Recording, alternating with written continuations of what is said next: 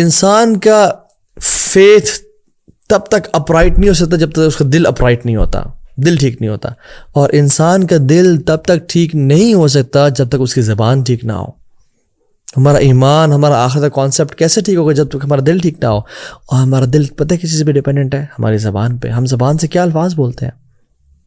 دوسرا اصول، پہلا اصول کیا تھا؟ من عامل للآخرہ، جو آخرت کے لیے کام کرتا ہے اللہ اس کے دنیاوی امور کی رسپانسبلٹی لے لیتے ہیں. اللہ will take care of his affairs, اللہ will make his life easy peasy. اللہ سبحانہ وتعالیٰ اس کو آسانی سے زندگی گزروا دیں گے. They live a rich life, they live a richness. میں مال کی بات نہیں کر رہا، دے لیو شاید پرابلی ان کے اکاؤنٹ میں 5,000 10,000 پڑے ہوں، بٹ ان کو پرواہ نہیں ہے. ایک شخص سے تو میں ملا، گارڈ تھے، جو کہ میں صبح سائیکلنگ پہ نکلتا تھا فجر کے بعد، تو میں مین ہائی ویز کو چھوڑ کے ایک دن میں نے کہا میں ذرا اسٹریٹس میں گھومتا ہوں، دیکھتا ہوں کون سے گھر صبح جاگتے ہیں، کون سے گھر سو رہے ہیں. And I was amazed to see اکثر گھر صبح فجر کے بعد سو رہے تھے. تو میں ایک گلی کے اینڈ پہ آیا جہاں پہ ایک بڑا سا خوبصورت درخت تھا، بہت پرانا، 600 سال پرانا پرابلی، ہیوج ٹری. تو میں اس کو دیکھ کے آئی واز امیزڈ. اس پہ بہت ساری چڑیوں کی آوازیں آ رہی تھیں، it was full of birds. تو میں رک گیا تو سامنے گارڈس آ گئے اور بزرگ سے بابا جی تھے. تو کہتے ہیں کہ کیا حال ہے پتر، ٹھیک ٹھاک. میں گپ شپ مارنے شروع ہو گیا ان کے ساتھ. تو میں نے کہا بابا جی آپ اس گھر سے آئے ہیں؟ انہوں نے کہا جی. And that house was beautiful as well, بڑا سا لان اور huge house, and the lawn was full of fruits and lemons and trees, اور مختلف قسم کے ہوتے ہیں. تو میں نے کہا بابا جی یہ سارا ویجیٹیشن اور یہ ساری پلانٹیشن کون کرتا ہے؟ کہتے ہیں پتر میں کرتا ہوں. میں نے کہا اچھا. تو کہتے ہیں کہ بس اس کے مالک کے ایک بیوی ہے، ایک شوہر ہے، اور دونوں سارا دن تو یہاں ہوتے نہیں ہیں، دونوں صبح نکلتے ہیں شام میں گھر آتے ہیں. ایک پتنی ڈاکٹر ہے، ایک بیوی پتنی وہ بھی کوئی کام کرتی ہے، تو دونوں نکلتے ہیں اور ان کے آپس سے بنتی نہیں ہے. بیٹا اللہ معاف کرے، ہر ٹائم آپس میں لڑتے رہتے ہیں. تو میں نے کہا بابا جی پھر یہ گھر سارا کون انجوائے کرتا ہے؟ کہتے ہیں پتر میں کرتا ہوں. یہ ٹریز میں نے لگائے، یہ پلانٹس لگائے، یہ فروٹس میں نے لگائے، اور ان کے فروٹس میں کھاتا ہوں. میں نے پرمیشن لی ہوئی ہے، میں یہ گارڈننگ کرتا ہوں، صبح آتا ہوں شام کو چلا جاتا ہوں. میں نے اپنے بارے میں بتائیں کہ تو میرے اتنے بچے ہیں، اتنی بیٹیاں ہیں، ایک حافظ قرآن ہے، مدرسے میں پڑھا ہے، ایک فلاں مسجد کا امام ہے.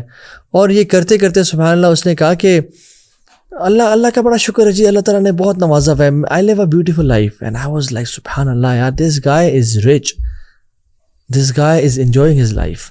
اللہ تعالیٰ نے اس کی زندگی میں کام اس کے سمیٹے ہوئے ہیں اور اس کے لیے آسانی کر دی ہے.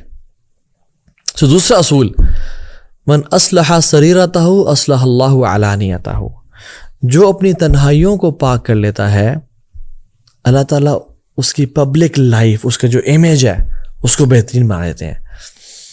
پہلا اصول کیا تھا؟ جو آخرت کے لیے کام کرتا ہے اللہ دنیا کی تمام رسپانسبلٹی کی ذمہ داری لے لیتے ہیں.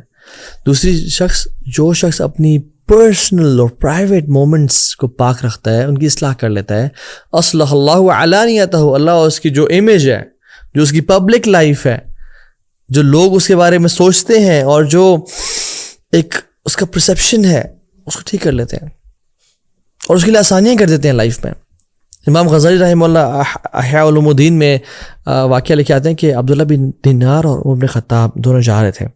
سفر کرتے کرتے رات ہو گئی، پڑاؤ ڈالا، ایک بکریاں کچھ چروانے والا آیا، کہا کہ ایک بکری تم سے پرچیز کرنی ہے ہم نے. انہوں نے کہا جی ٹھیک ہے. مختلف روایت آتی ہیں اس میں، کچھ میں عبداللہ بن عمر کا بھی آتا ہے، کچھ میں، لیکن عمر بن خطاب والی اوتھینٹک ہے یہ. تو کہا کہ ایک ہمیں دے دو بکری. انہوں نے کہا نہیں، انی مملوک، میں غلام ہوں، یہ شیپس میری نہیں ہے، میرے آنر کی ہیں. تو عمر بن خطاب نے اس کو ٹیسٹ کرنا چاہا، کہا کہ دے دو خیر ہے. اور جب تم مجھے دے دینا، پیسے لے لینا، اور اپنے مالک کو بولا کہ بھیڑے کھا گیا تھا، آفٹر آل ایکسیڈنٹس ہیپن.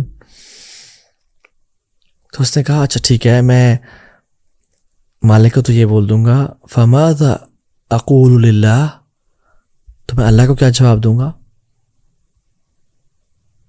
تو عمر خطاب بڑے امپریس ہوئے اسے، اور اگلے دن اس کے مالک کے پاس گئے اور اس کو مالک سے کہا کہ میں یہ خریدنا چاہتا ہوں، اور خرید کے اس کو آزاد کر دیا.